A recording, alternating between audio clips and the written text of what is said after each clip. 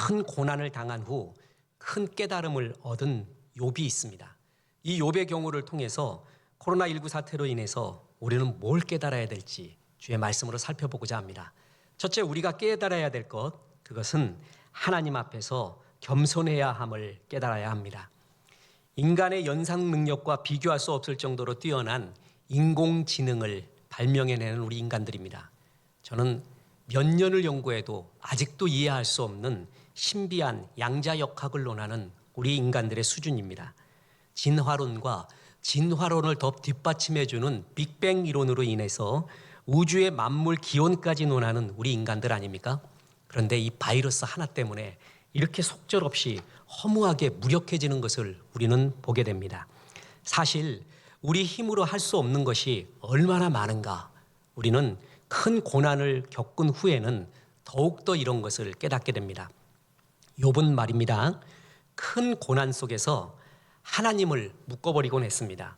하나님은 나의 이 실존의 문제, 그리고 이 문제에 답을 해 주어야 하는 하나님, 그런 하나님으로 하나님을 묶었습니다. 욥의 세 친구가 있었죠. 엘리바스, 빌닷, 소발. 그들은 하나님을 인과응보라는 구조, 하나님의 원리 중에 하나인 인과응보가 있는데 그게 전체의 원리는 아닙니다. 그런데 오직 하나님을 인과응보에만 묶어뒀습니다. 하나님은 여기 계십시오. 이렇게 묶어놨던 욥과 세 친구. 그런데 큰 고난 끝에 그 욥에게 하나님이 나타났습니다. 그리고 두 번에 걸쳐서 긴 설교를 하였는데 고난의 이유를 묻는 욥에게 하나님은 그것을 답해주지 않고 창조 세계를 이야기합니다. 신비한 태초의 이야기를 하고 인간의 영역이 닿지 않는 신비한 동물들의 이야기를 하기 시작했습니다. 욥은 욥의 실존으로서 생각에 다다를 수도 없고 생각하기도 싫었던 영역입니다. 그것이 도대체 나와 무슨 상관인가 하는 그 큰 세계가 욥의 뒤에 있었어요. 욥의 위에 있었고 욥의 옆에 있었어요. 하나님은 너의 문제뿐만이 아니라 이 세상의 모든 일들을 질서 있게 다스리고 통제하고 있다는 것을 욥에게 보여줬습니다. 뿐만 아니라 인간이 가장 혼돈과 악의 상징으로 여겼던 베헤못과 리워야단이라는 신비한 동물이 있습니다. 너희들은 이것을 혼돈스럽게 생각하고 악의 상징으로 생각하고 통제할 수 없는 무서운 영역으로 생각하지. 나는 이들이 귀엽기도 하다. 그러면서 베헤못과 리워야단까지 통제하시는 하나님의 이야기를 욥에게 해줍니다. 이 모든 이야기를 들은 욥은 하나님 이래야 되지 않겠습니까? 적어도 하나님은 이러이러해야 하나님이 아닙니까? 하고 묶어 놓았던 자신의 옛 이야기들 그리고 자신의 사고를 돌이킵니다.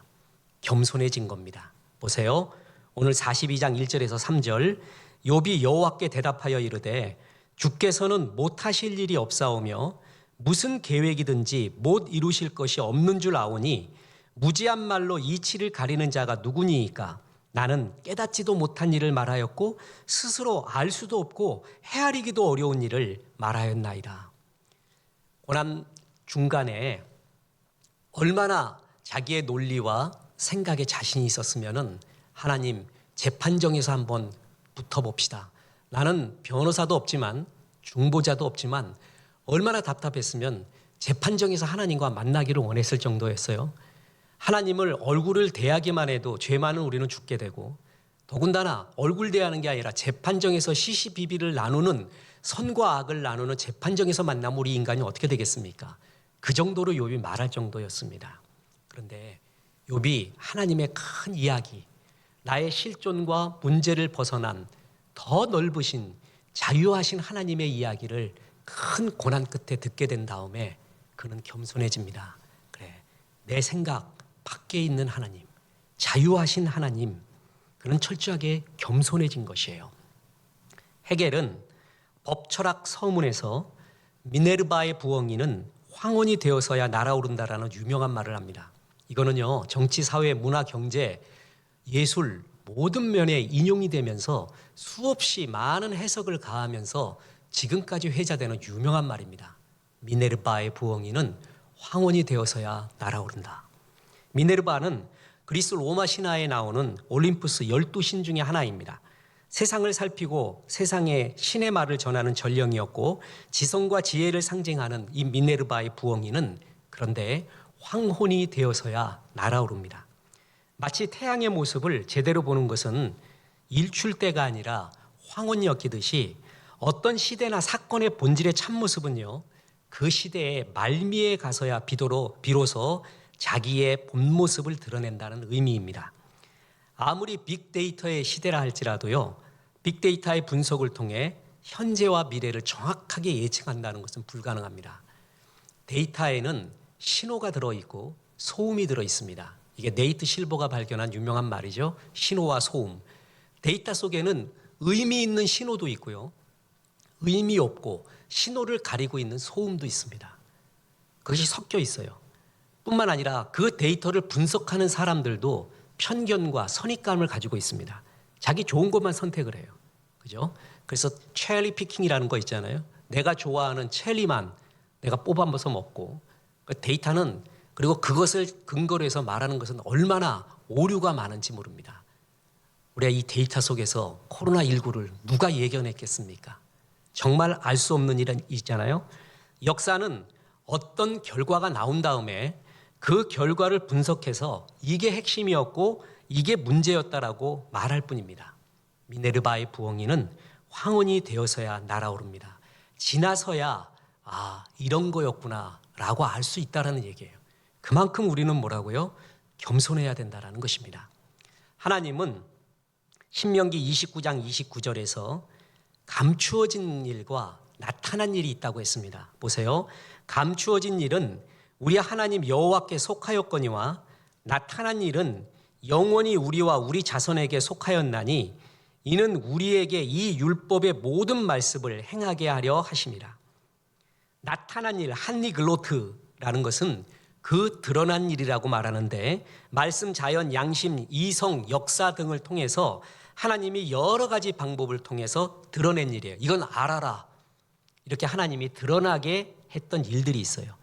그러나 그에 못지않게 감추어진 일, 개역 한글에서는 오묘한 일이라고 한 한니스타로트, 그런 것이 있대요. 이거는 인간의 이성의 인과율로, 정의의 법칙으로, 또 어떤 이성의 논리로서 알 수 없는 일, 신비의 영역이라는 것이 분명히 있다는 거예요. 인간은 그까지는 알 수 없습니다. 고난의 때는 더욱더 그걸 느낍니다. 그래서 하나님 앞에 겸손해야 돼요. 그 대표적인 예가 세상의 창조입니다. 이 창조는요, 대충 시작이 뭐였을 것 같고 어디서부터 시작됐을 것 같다라고 하는 추측만 할 뿐이지, 창조는 인간이 갖고 있는 인과율, 원인과 결과 갖고 해석이 안 됩니다. 큰 고난은 하나님 앞에 겸손을 회복하는, 겸손을 깨닫는 귀한 계기가 되어야 됩니다. 뿐만 아닙니다. 큰 고난은 두 번째 깨달음을 가져오는데, 그것은 무엇이 영원한가, 그리고 무엇이 진짜인가, 그에 대한 깨달음을 가지고 오게 됩니다. 오늘 욥이 고백했던 욥기의 유명한 말이 42장 5절에 나옵니다. 내가 주께 대하여 귀로 듣기만 하였사오나 이제는 눈으로 주를 배웁나이다. 하나님을 귀로 들었을 때는 세상에 대한 생각이 참 많습니다.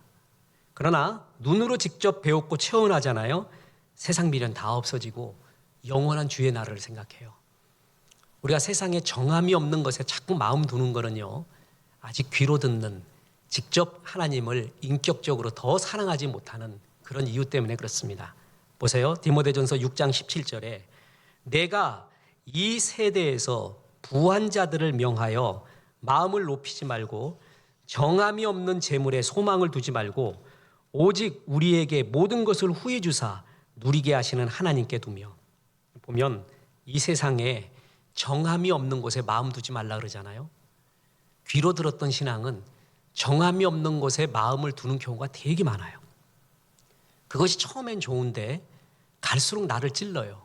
이게 아니라는 걸 알아요. 그러면서 그게 나를 결국 괴롭게 하는 옆구리의 가시가 됩니다. 근데 눈으로 뵙게 되잖아요. 그러면 정말 정함이 없는 곳에 마음이 많이 떠납니다. 영원한 곳에 마음을 둬요. 진짜의 마음을 두게 됩니다. 대표적인 걸 보세요. 정함이 없다는 것을 쉽게 생각하면 이러면 돼요. 여러분 돈을 가지고 있는데 이삿고산 모은 굉장히 힘든 돈이었어요. 그런데 빙산을 샀어. 그거 갖고. 빙산 여름 되니 다 녹아버려. 지금 온난화되면서 다 녹아버려요. 빙산은 의미 없는 거예요. 그건 사서는 안 되는 거예요. 녹는 거잖아요. 정함이 없는 것에 마음을 둘 때 없어지는 거예요. 뿐만 아니라 이건 실화인데 어떤 개그맨이 자기 동료 개그맨하고 땅을 샀다 그래가지고 가보자고 해서 갔대요. 이건 실화입니다. 연예계에서 유명한 얘기예요. 그래서 딱 가봤는데 땅이 없더래요. 분명히 여기 있는데 이상하다 하고 봤더니 시간이 한참 지나니까 땅이 보이더래요. 밀물과 썰물 갯벌을 산 거예요. 그래갖고 살 때는 땅이 있었어요. 살 때는 엄청나게 산 땅이었어요. 그런데 조금 지나 보니까 땅이 안 보여요. 밀물 때는. 갯벌을 사버린 거예요. 의미 없는 땅을. 이게 정함이 없는 것에 우리가 사잖아요. 빙산 사는 거하고 똑같아요. 밀물 썰물 땅 사는 거하고 똑같다는 얘기죠. 귀로 들었을 때는 정함이 없는 것에 자기의 신경과 에너지와 마음을 많이 둡니다. 그것은 우리를 썩게 하고 괴롭게 합니다. 그런데 고난이 오잖아요. 그럼 그리스도인은 진짜와 거짓을 분간하게 됩니다. 내 믿음에 있어서 뭐가 진짜고 뭐가 거짓인지 알게 돼요. 사람도요, 고난의 시기에 진짜 친구와 짝퉁을 알게 됩니다. 큰 고난이 오잖아요. 나라를 누가 사랑하고 누가 짝퉁이었던가 알아요. 큰 고난이 오잖아요. 교회를 누가 사랑하고 누가 짝퉁인가를 본인이 알아요. 믿음은 더욱더 그래요. 아, 내가 고난 와 보니까 하나님 붙잡지 않고 이렇게 당황하고 이렇게 또 세상 것에 마음을 두는구나. 근데 고난이 왔을 때 진짜 믿음은 주께 더 마음을 둬요. 고난이 모든 것을 분간해 갑니다. 그래서 진짜 내 마음이 어디 있는가 이런 것들을 알게 돼요. 아침에 성도님들한테 문자를 보내는데 말이에요. 문자가 이상한 게 와가지고 이걸 보냈더니 이게 아니래요. 일부 걸 보내. 1부하고 2부하고 달라요. 문자가. 사이트가. 정말 막 분노가 일어나고 갑자기 화가 나고 그렇게 이야기했는데 이런가. 아마 내가 잘못 보낼 수도 있고 뭐 할 수도 있고. 그래갖고 막 방송실 올라가서 똑바로 하라 일. 막 화를 내고 그랬습니다. 저는 교회에 목회를 한 이래로 화를 낸 적이 3번 있습니다. 오늘까지 합쳐서. 나는 내가 굉장히 아주 스테이블하고 감정 조절 잘하고 말을 함부로 안 하고 그런 줄 알았어요. 정말 급하니까 사람 달라지더구만. 고난이 오잖아요. 내가 얼마나 부족한가를 알아요. 참 거짓이 그때 구별이 돼요. 사람도 진짜와 거짓이 그때 구별이 돼요. 스티븐 호킹이라고 있습니다. 이 사람은요, 그냥 류게릭병을 이렇게 고쳤다, 인간 승리다라는 차원도 넘어서 과학사에서 정말 뛰어난 사람이에요.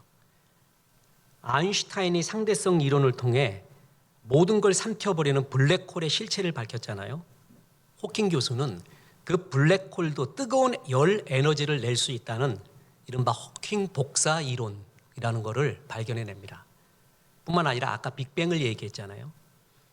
정말 우스운 이야기 빅뱅이에요. 그 빅뱅은 이런 게 팡 터진 게 아니라 아무것도 없는 거에서 펑 이렇게 된 거예요. 근데 그게 1초도 안 되는 사이에 이렇게 만들어져요. 쭉 퍼져나가면서 말이에요.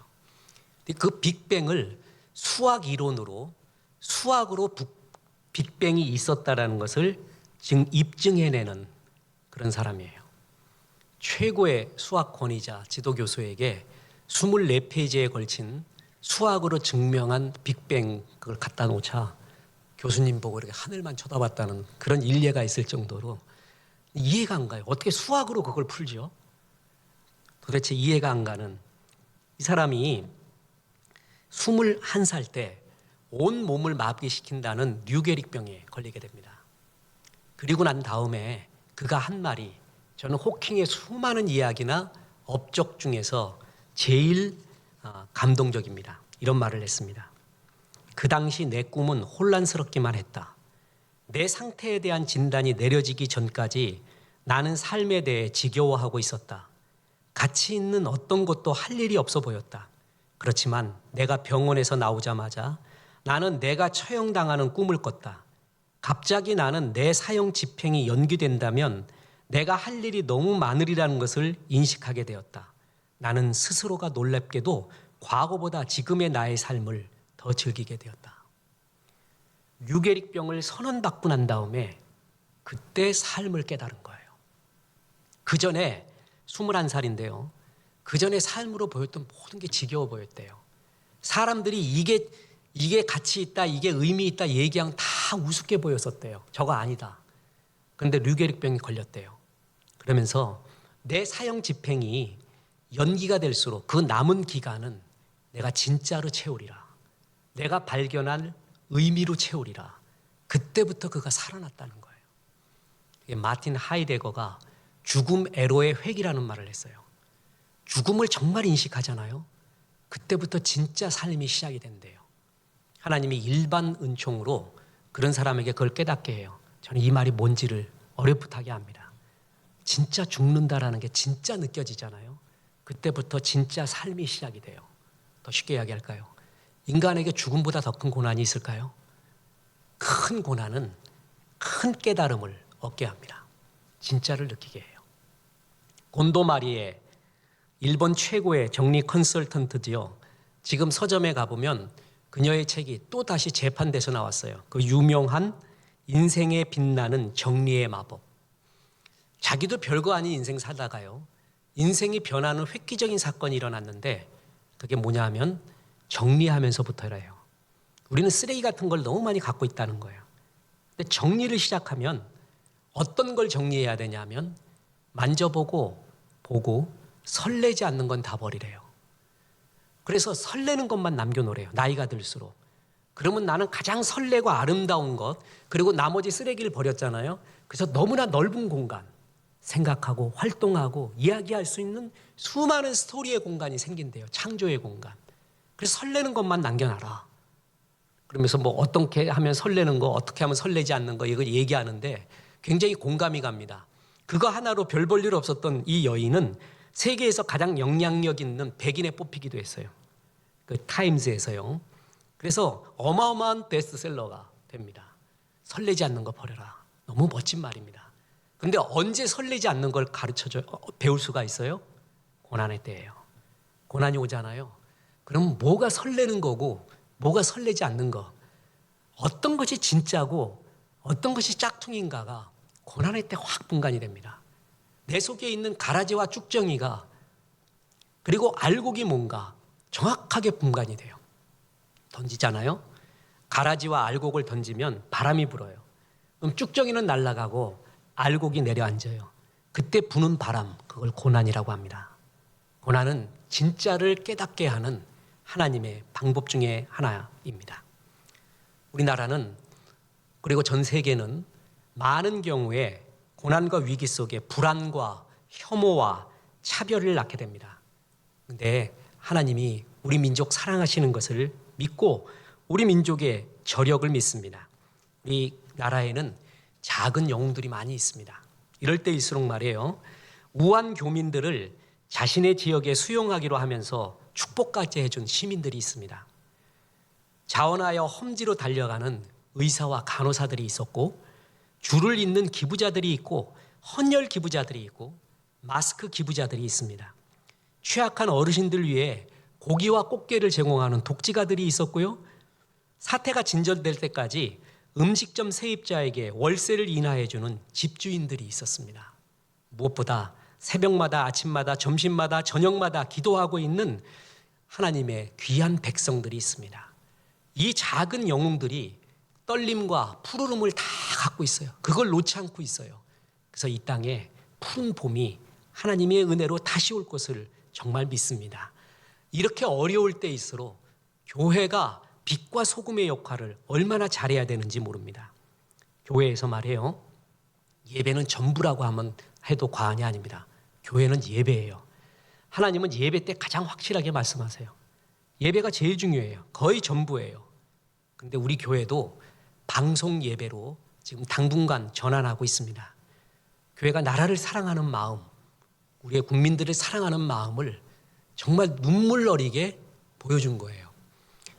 저는 정말 이런 신앙의 지경이 넓지를 못했나 봅니다. 나라를 위해서 기도할 때 정말 눈물이 나오고 힘들 때가 한 번 있었어요. 한 3달 동안 정말 우울했어요. 나라를 위해 기도할 때 어떤 사건 때문에. 그리고 요번 일이에요. 방송으로 예배 드린다 그러면 뭐 당연하지. 당연해. 어려울 땐 이렇게 해야지. 그렇게 안 되더라고요. 일주일 내내 일이 안 잡혀요. 저는 교회 일찍 나오고 나서 12시까지가 절대의 시간입니다. 그때 기도하고 성경 보고 책 보고 그 시간 5시간의 시간이 있습니다. 그 시간은 절대의 시간이. 그게 나를 지탱하는 어마어마한 힘이거든요. 그때는 정말 그것만 해요. 그때 모든 연구의 힘이 거기서 나와요. 근데 일주일 동안 아침에 일어났는데 멍하니 앉아 있는 거예요. 자꾸 감정이 요동치려고 해요. 그래서 주님 예배 드릴 때도 절대 감정에 요동치지 않도록 도와주십시오. 근데도 안 되더라고요. 그래서 한번 교회 내려와서 기도를 하는데 어떤 성도님이 2분이 있어요. 기도하는데 갑자기 한 1, 2분 동안에 통성기도가 나오는 거예요. 제가 지금 목소리 얼마나 아끼는지 아시죠? 목소리 좀 성대 결절도 있고 그래서 예배를 위해서 또 방송을 위해서 정말 아끼는데 막 소리를 지르는 거예요. 알 수 없는 눈물도 나오고 한국교회가 불쌍한 거예요. 아시잖아요. 얼마나 예배를 한국교회가 소중히 여겼는가. 지금도 그걸 갖고 가슴 아파하는 목사님들 충분히 이해합니다. 이거 쉬운 문제 아닙니다. 간단히 방송으로 하면 되지 그런 거 아니에요. 그런데 이렇게 교회들이 방송 예배로 드리고 있잖아요. 나라를 생각하자. 우리의 큰 아픔을 같이 나눠준 거예요. 이것은 정말 소중한 일이라고 생각을 합니다. 원래 오늘 말이에요. 설교 본문과 제목과 본문이 달랐습니다. 원래 이걸 설교하려고 했어요. 시편 16편 3절인데 땅에 있는 성도들은 존귀한 자들이니 나의 모든 즐거움이 그들에게 있도다. 그래서 존귀한 성도, 존귀한 대한민국 힘내세요. 그렇게 좀 밝은 거 하려고 했는데 마음이 그렇게 닿지를 않습니다. 우리가 지금 밝을 수가 없는데 그런 밝음을 인위적으로 만들어내지는 말자. 우리의 모습 상한 심령 그대로 드리자. 근데 하나님은 분명해요. 존귀한 성도, 당신의 꿈과 희망은 이 땅에 있는 성도들에게 있대요. 땅에 있는 성도들은 존귀한 자들이니 나의 모든 즐거움이 그들에게 있도다. 악인이 많은 것은 언제나 그랬습니다. 악인 많은 것은 세상 시작부터 지금까지예요. 그런데 하나님은 이 많은 악인 가운데 의인이 얼마나 있는가 그걸 살펴봅니다. 소돔과 고모라는 악인이 많아서가 아니라 의인 10명이 없어서 멸망한 거예요. 주님은 한 나라에, 한 교회에, 가정에 하나님이 인정하시는 의로운 삶을 사는 사람이 얼마나 있는가. 그래서 역대하 7장 14절에 내 이름으로 일컫는 내 백성이 그들의 악한 길에서 떠나 스스로 낮추고 기도하여 내 얼굴을 찾으면 내가 하늘에서 듣고 그들의 죄를 사하고 그들의 땅을 고칠지라. 땅을 고친대요. 근데 누가 하면은 내 이름으로 일컫는 내 백성이 스스로 겸비하고 기도하면 나의 꿈은 즐거움은 나의 통로는 땅에 있는 존귀한 성도에게 있다. 그들이 나의 즐거움이다. 너희들이 변해다오. 너희들이 기도해다오. 여러분 그래서 우리는 방송 예배의 기간 동안 월요일부터 토요일까지 수요일은 제외하고요. 오후 8시에 모입니다. 똑같이 문자로 보내드리겠습니다. 제가 보내고 오 목사님이 보냈는데 제가 안 보내는 게 낫겠어요. 하나의 통로로 창구를 통일하겠습니다. 그래서 8시 전에 50분부터 사이트를 열어서 우리의 기도의 모습을 제가 메시지를 간단하게 전하고 부사역자들이 쭉 인도하면서 30개 이상의 나라와 민족, 교회, 가정을 위한 기도 제목을 뽑아놨습니다. 계속 기도하겠습니다.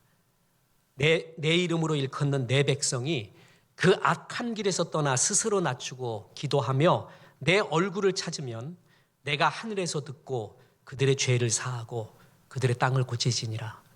우리는 가정에서 모입시다. 그러나 같은 시간에 모이는 것이 굉장히 중요합니다. 합심 기도하면서 나라와 민족, 교회를 위하여 오후 8시에 같이 모이도록 하겠습니다. 패션 디자이너 중에 영국의 폴 스미스라는 사람이 있습니다. 저는 이분의 전기를 이렇게 딱 보면서 그 사람이 만든 여러 디자인된 옷들이나 다른 제품들의 디자인들을 봤어요. 근데 왜 이 사람의 삶이 감동스러웠냐 하면 자기는 영국을 드러내는 것이 자기의 사명이래요. 가장 영국적인 디자인. 아, 딱 보면 저 영국적이야. 영국풍이네 하는 그런 디자인은, 그런 걸 만들어내는 게 자기의 사명이래요. 영국을 드러내는 것. 그리스도인은 하나님을 드러내는 것입니다. 내 삶을 통해 어느 때 가장 내 속에 담고 있는 것이 나오는 줄 아세요? 깨질 때예요. 그릇이 있잖아요. 그릇의 속에 뭐가 있는지 아무도 몰라요. 근데 그릇이 깨지잖아요. 그럼 그 속에 담고 있는 것이 나오기 시작합니다. 악하고 독한 사람은 깨질 때, 다시 말해서 뭐예요? 고난당할 때예요. 고난당할 때 악하고 더러운 것이 막 쏟아져 나와요. 그가 담고 있었던 것이에요. 근데 그가 담고 있었던 것이 예수였어요. 향기로운 주님이었어요. 그러면 깨질 때, 고난의 순간에 더욱더 예수가 드러나고 있어요. 폴 스미스는 영국을 드러내는 것이 자기의 사명이래요. 우리는 뭐예요? 하나님, 예수님, 그 사랑을 드러내는 게 우리의 사명 아니에요? 저 사람은 평상시에도, 잘 될 때에도, 아니 고난의 때에 정말 하나님을 드러내는구나. 예수를 드러내는구나. 그리고 교회 사랑을 드러내는구나. 고난의 때에 우리는 이것을 알게 됩니다. 고난의 때는 겸손을 배웁니다. 그리고 영원한 거 진짜가 뭔지를 배웁니다. 이것만큼은 분명합니다. 그래서 큰 고난의 때에 이것을 분간하며 깨달아가야 됩니다. 지난 주일 내내 성도님들로부터 많은 문자가 왔습니다. 아, 성도님과 이런 이야기들, 문자를 나누는 게 얼마나 좋은가. 어떤 성도님이 이런 문자를 해왔습니다. 목사님, 이 현실이 꿈이었으면 얼마나 좋겠습니까? 마음껏 찬양하며 주일 예배를 준비하던 때가 그립습니다. 빨리 종식되기를 간절히 기도합니다. 어떤 성도는 이런 문자를 보내왔습니다. 이번 기회에 우리가 드리는 예배가 얼마나 소중한지 깨닫게 되고 우리 그리스도인들이 얼마나 국가와 사회를 향해 기도하지 않고 무관심했는지를 알고 회개하는 기회가 되었으면 합니다. 어떤 성도님은 이렇게 문자 보내왔습니다. 목사님, 기도하겠습니다. 교회가 나라를 위한 일에 적극 동참하는 것으로 우리의 방송 예배를 위안 삼아야 할 것 같습니다. 아마도 다시 교회로 모이게 될 어느 주일, 많은 성도님들이 함께 모여 드리는 예배의 소중함을 깊이 느끼며 감격의 예배를 드리게 될 것으로 생각됩니다. 그렇습니다. 우리는 이번 사태로 모여서 예배하고 기도하고 찬양하는 게 얼마나 소중한지 우리는 배워갑니다. 이 고난을 극복하고 성령 충만하게 모이십시다. 끝으로 이사야 43장 19절의 말씀이 이 땅, 이 교회, 우리에게 주시는 주의 약속이라고 믿습니다. 보라, 내가 새 일을 행하리니 이제 나타날 것이라. 너희가 그것을 알지 못하겠느냐? 반드시 내가 광야의 길을 사막의 강을 내리니. 아멘. 주님 믿습니다. 겸손 배우시고 영원하고 진짜 배우며 우리 자신을 돌아보고 깨닫는 귀한 계기가 되기를 주 예수의 이름으로 축원합니다.